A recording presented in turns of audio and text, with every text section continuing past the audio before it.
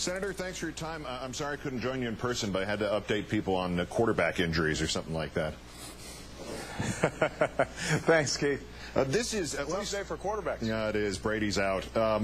This is more about campaign tactics to start with, rather than issues. But it seems like sometimes like tactics have replaced issues altogether. He fights pork barrel spending, says this new McCain-Palin ad. She stopped the bridge to nowhere. I mean, it sounds a little like Remington Steele, but I'm confused otherwise. As late as October of 2006, Mrs. Palin insisted to voters in Alaska that not only would she defend that infamous bridge, but she also said, and here's the quote, she would not allow the spinmeisters to turn this project or any other into something that's so negative. What are Senator McCain and Governor Palin doing in this new commercial, do you think? They're not telling the truth. You know, I mean, I think we've all gotten accustomed to being able to spin things in politics. But when you've got somebody who was for a project being presented as being against it, then that stretches the bounds of spin into new areas.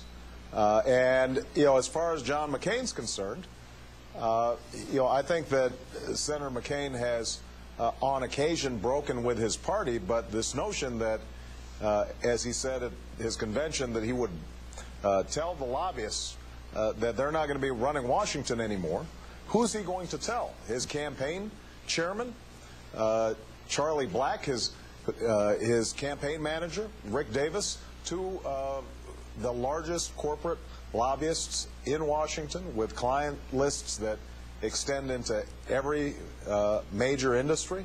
There is just a sense that they're making these assertions that ignore the facts of their campaigns and their past history, and I think people should be troubled by that.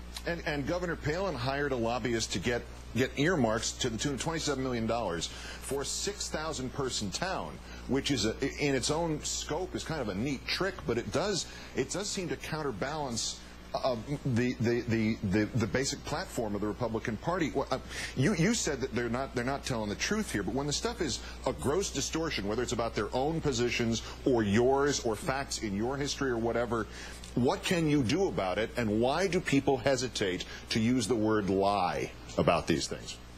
Well, look, we have been very clear about the fact that this argument John McCain and Sarah Palin are making, that they're agents of change, just won't fly. It defies their history and their background.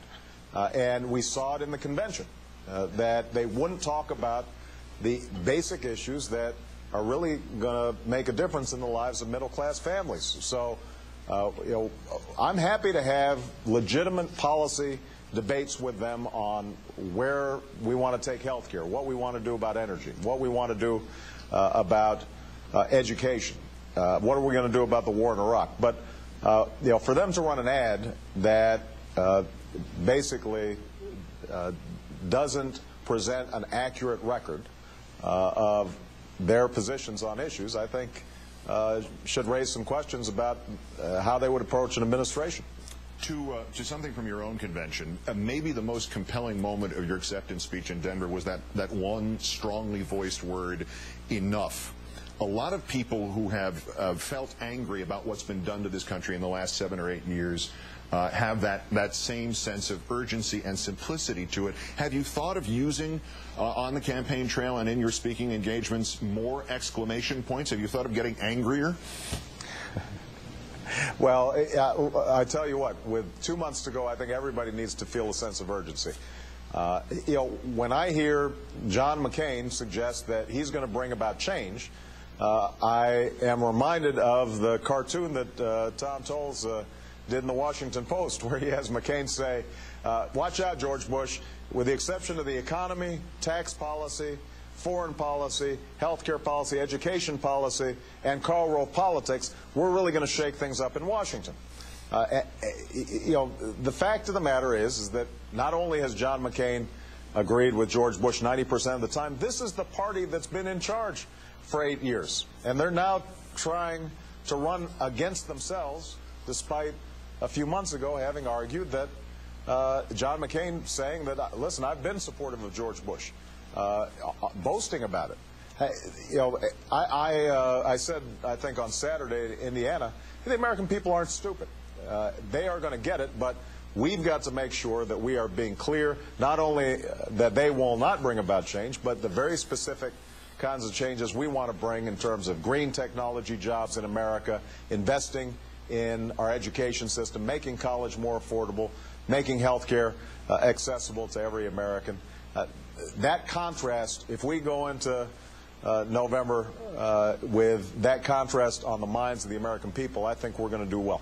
But clearly it must not be fully on their minds because the race is as close as it is, and nobody's burst into laughter at the latest Republican ad, or at least not many Republicans have. Have the Republicans succeeded in muddying up this election, in kind of overcomplicating it so the point is not as simple as you just made it? I mean, 60 years ago, Harry Truman went out and campaigned very simply, looked out at people in trouble because of a Republican Congress at that point, and the impact that it had on their lives, and he said, how many more times do you have to be hit over the head till you figure out who's hitting you? I mean, has your campaign in some way not kept it that simple? You know, we've actually been driving this point home, and I think the convention drove it home. But look, the Republicans can't govern, but they run smart campaigns. And frankly, they are not always policed by the media as effectively as they should be. I was struck with how little scrutiny some of the claims that John McCain and Sarah Palin were making, how little they were subjected to scrutiny coming out of the convention. It's our job to press the point and make the case. And I think that the Republicans have been pretty successful at working the refs during this game. But I have confidence in the American people that if we just drum home the fact that the country is off course, that middle-class families are struggling. Your wages and incomes have gone down under George Bush. Under Democrats, they went up. Unemployment has gone up. Unemployment was down under Bill Clinton. If we just keep on being clear about how we are going to rebuild this economy, then I think we're going to end up winning this campaign. And there are extraordinarily large developments in terms of that economy, especially in the last couple of days, especially about Fannie Mae and Freddie Mac. They were created as a kind of gentle encouragement by government to more home ownership, to make it more possible. There's nothing gentle about it now. It is essentially fully taxpayer-funded subsidization of home interest rates and home ownership. I mean, should this be the way it is? Is this a permanent solution, or did we just add $5 trillion to the national debt? What do we do now about this?